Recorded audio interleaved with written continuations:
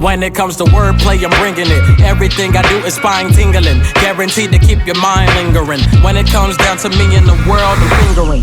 Earth don't wanna be saved, I disappoint her as I constantly try to evolve just like a togepi. Keep my pockets thick as the Parkers, Professor Ogilvy. No one sick as me, have the common cold, catch a cold from me. Isn't it ironic? The younger me is the older me. Fans demand that I rap about shit I did at 17. Might as well I cut my hair off and take some LSD down. And I might have to raise hell. The only way you live is if you saved by the bell. Cause I'm teaching niggas lessons while they find a way to fail. That's the reason why I think you niggas tripping like you fell. And put up on a racist race like I am the shit,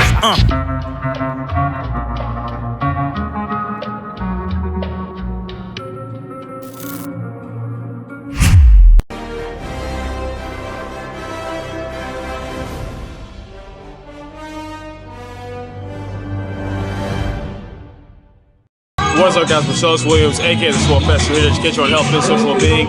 Hope you guys enjoyed that dope edit at the beginning of the video, done by the one and only Mark Harris. You already know whenever y'all see a dope edit on this channel or a me video, it's gonna be done by my boy Mark. His link to his channel will be in the description down below. Not only does he do edits and stuff like that for hire, but he has a great channel that's like shows tutorials over how to create your own edits, how to do like the simple stuff, and he's building up some more complex stuff as he goes. So feel free to check that out. I know I haven't been on the channel in a while. Like I did release a video last week, but I don't think I actually did any recording last week. Last week's video, the footage was from the week before, and that's because it was Thanksgiving week. You know, Mark came in town for Thanksgiving. My homie Royce, who is a client of my former coach Brendan, he came in and spent the Thanksgiving week with Amber and I. Amber and I had our first like Thanksgiving get together, a little Friendsgiving, or I say little, but it was actually quite a few people. Our first like holiday that we hosted together as a married couple. So it was just kind of like one of those weeks where I didn't really feel like getting behind the camera. Just wanted to kind of like, enjoy time with friends and family, train, all that good stuff. But it went very, very well. Today is Sunday. We are officially 11 weeks out from my next meet, and it is our primary bench day. Today we have a top single at RPE 7, and I'm really happy with it because you guys know last block on this day it was working up to a top single with a tempo eccentric of 3 seconds and then a 2 to 3 second long pause. But now, even though we still have that tempo 3 second eccentric, it's just a normal comp pause, which is feeling really good. So I already hit 320 pounds last week from RP6, so I'm excited to see what we're gonna hit for that 330. Yesterday also went really, really well in terms of squats and deadlifts. I'll have those play on screen really quickly. We worked up to top single with 463 pounds, 210 kilograms.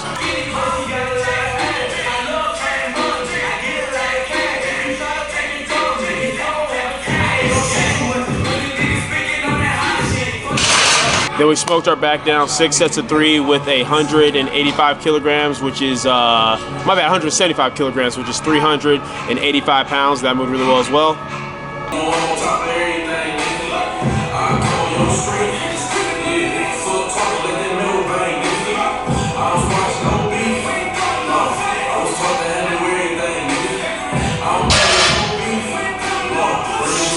And yeah, man, as you guys can see, man, the positioning is feeling good. It's amazing, guys, because 463 is what I hit at the end of last block. So to hit that just yesterday, which is week 2 of this block, is huge. It just goes to show 2 things. One, the huge difference that is made in terms of going from a 5-second tempo eccentric on squats to a 3-second one, as well as just how much my positioning has gotten so much better to where I can just move heavier loads, man. Like everything feels really good and really consistent. I'll actually be doing a breakdown, not in this video, but my next video when I show you guys what my secondary days look like on this block. I'll be doing a breakdown of what my current squat setup is, kind of comparing and contrasting it to my previous form that I was using going into nationals, because it's more than just the fact that I don't have as wide a stance. Because once again, even though it's not as wide as it was going to nationals, it's not as close as what my old load stance used to be either.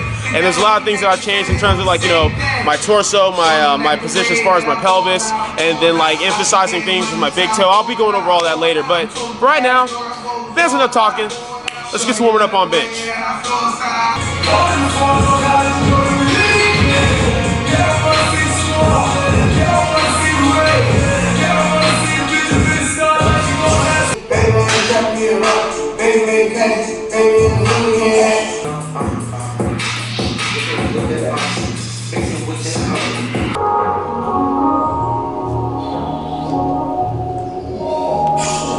Alright, man, so warm-ups are feeling fantastic. Position feels consistent from set to set.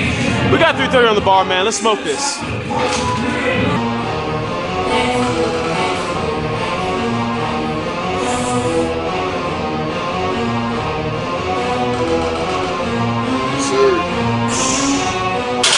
Nah, that ain't it. We got more sauce, man. So we just put them chips on. Plus, Michael over here decided he wanted to do 330 for my back down sets, and I don't care if he's strong, I don't care if he's my client. I'm about to have him disrespect my potential top set for back down. So we're going up a little bit, gonna groove it real well, and move it even better.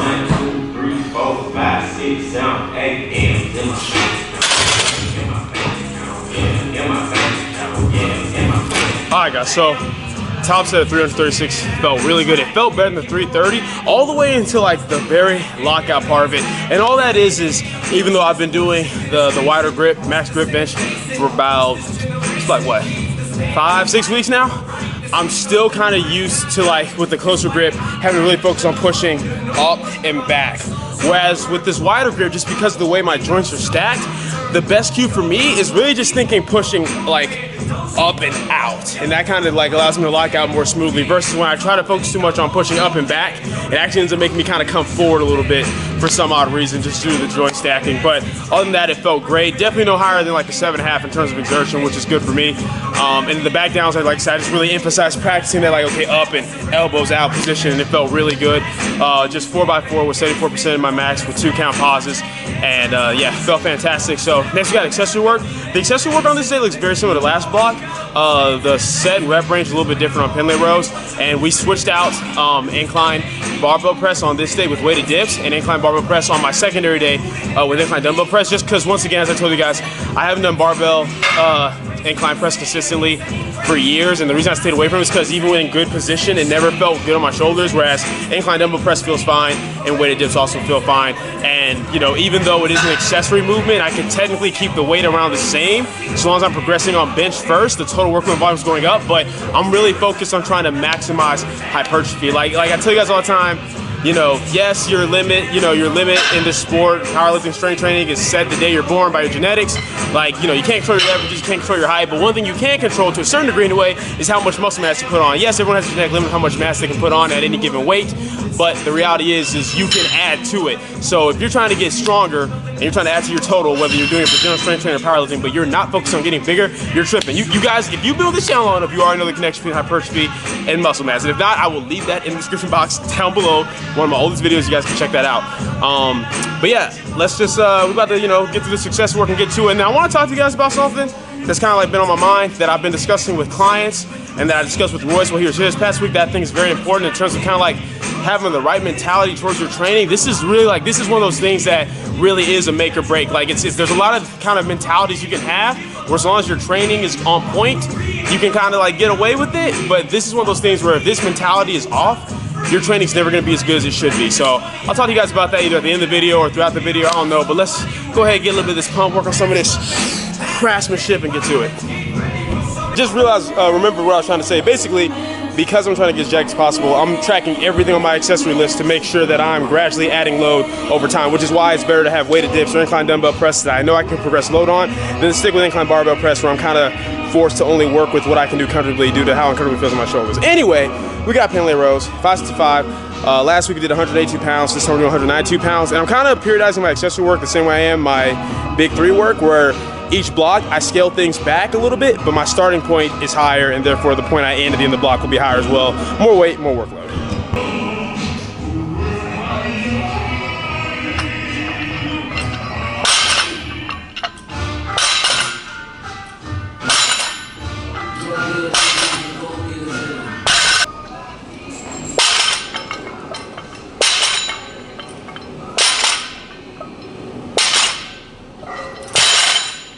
Your boy got weighted dips next. Y'all already know, man. Your boy's background is in calisthenics.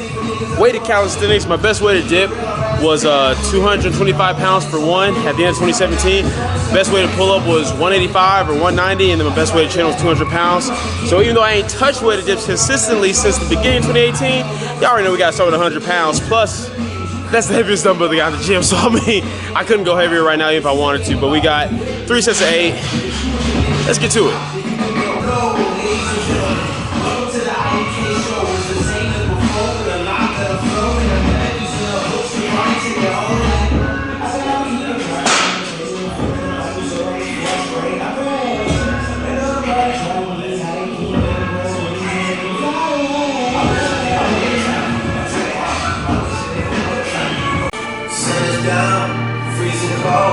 That's how we already know.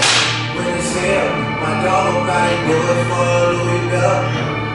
That's just all he know, he don't know nothing else. I'll try to show him.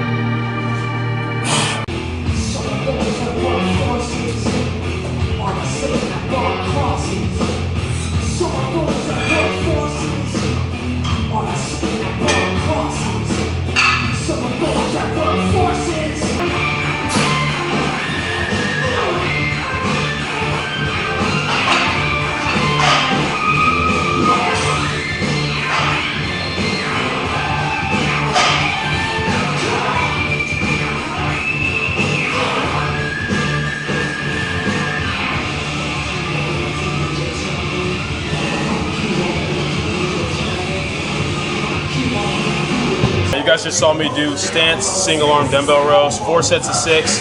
It's, 6 each arm, obviously. And what's interesting about this movement is that the weight is assigned to me, so it's not based upon RPE or anything I select. Brad assigns the weight for this movement. Last block, which is 25 pounds, which is of course extremely easy. And then this block, 35 pounds, once again extremely easy. Keep in mind, with just normal single arm rows, I can easily do 100 pounds for reps with still relatively good form.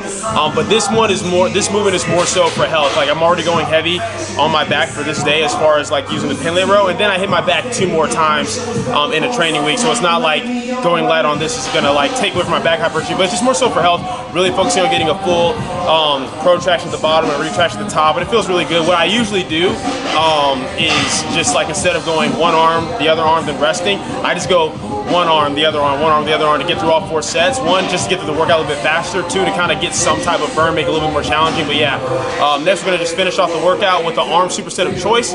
It's 5 sets, 7 reps each movement. You guys know if you've been here with the channel, usually I do the rope cable curl superset with tricep press downs, but I feel like changing it up a bit today, so we'll see what I end up doing.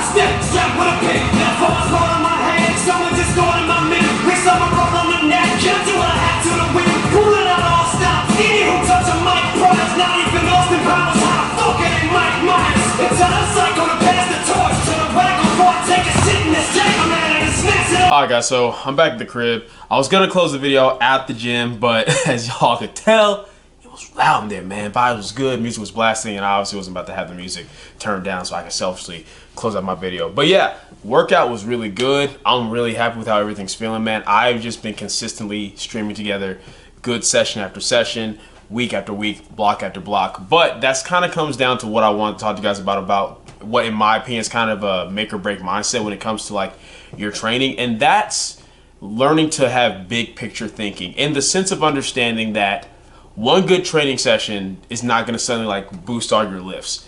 One bad training session is not going to suddenly drop all your lifts. I think nowadays, because we have so much research, so much information, and there's just so much more out there as far as content creators talking about what's optimal, what's not optimal, being on top of your variables, which all that's great. You want to do what you can as optimally as you can given your circumstances, meaning, it won't always be what's optimal on paper, but what's most optimal for you with your given circumstances. You want to be on top of your variables, sleep, eating, your micronutrition, all of that kind of stuff, but you don't want to get so caught up in all that and so caught up in feeling good when you feel good, to where whenever, you know, things are a little bit off, maybe your eating was a little bit off one day, maybe you didn't get quite as much sleep the night before as you wanted, maybe it's something as simple as you actually had a quote-unquote bad session. You don't want to let that get in your head so much to where you let it ruin the rest of your week or the rest of your block. It's like if you have squats and deadlifts in the same day and squats don't go great, that doesn't instantly mean that deadlifts are going to go poorly. Instead, choose to have the mindset of, okay, squats weren't great, but let me just make up for it and see what's there on deadlifts. And then evaluate why squats weren't great. Like, stop looking at things in terms of good and bad sessions and look at it as just information to learn to make yourself better over the long run. Like, one bad lift doesn't mean the whole session is ruined. One bad training day doesn't mean the whole week is ruined. One bad training week doesn't mean the whole block is ruined. And one bad block doesn't mean the whole prep is ruined. But if you go in with the mindset of, oh, things are bad, then they're going to be bad. And even if they aren't as bad as what you thought, you're still not going to push for as much as what you probably could the day of, because in your mind, oh, it's not there, I don't have it. So many people are nerfing their training because they're too anal about all these things. The whole purpose of being on top of all these variables and controlling these circumstances, so that way, even when things aren't going perfectly, you know that you're still going to be good to go because you're consistently doing well most of the time. It is impossible to be perfect all the time. It's impossible to always have great sessions. It's impossible to always get, like, 9-10 hours of sleep every single night. Even for people who have more control of their schedule, you can't always do that. So instead, focusing on what you can control, when you can control it, so that way when things aren't as great, you still go with the mindset of, okay, you know what, I didn't get as much sleep last night, but you know what, I get good sleep almost every night. Nutrition's a little bit off, but you know what, my nutrition is dialed in the majority of the time, so I know my training is still going to be good for this day. That's such a huge make or break mindset, and will do so much more for you. Like when Royce was down here for the break, we were talking about this a lot, and if you guys like follow him on Instagram, I actually have his Instagram on screen right now, so you guys can check him out. Really strong, up and coming 74 kg guy.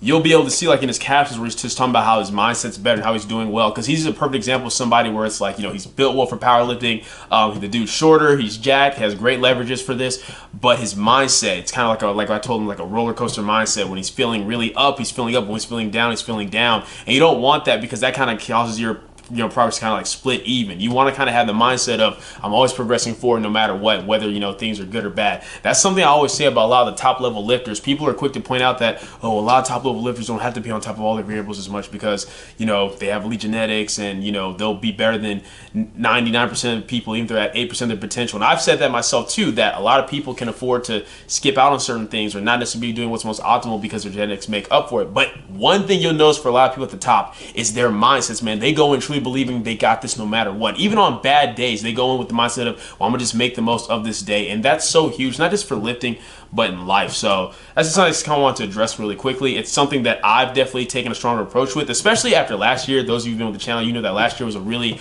kind of rough year of training for me. The amount of progress I made compared to just the progress I made this year is astronomically different, and a lot of it is not just the fact that I've been healthier, better programming, better position form, stuff like that, but the reality is my mindset. Because I learned to be happy and content with any progress I can make last year, even when things were very rough and grindy, it's so much easier for me to enjoy progress now. And even when I have quote unquote bad days, I don't trip over it. I just keep it moving, and I feel like that's helped me a lot with my training as a whole. But yeah, just kind of wanted to address that. Hopefully you guys got something from that. Hopefully you guys enjoyed the video. That's it for the video. Hope you guys enjoyed it. If you did, leave a comment down below. Let me know what you did. If you're not, leave a comment down below. Let me know what I can do better. Like the video, share, subscribe. Keep it simple, specific, scientific. I'll catch you guys later.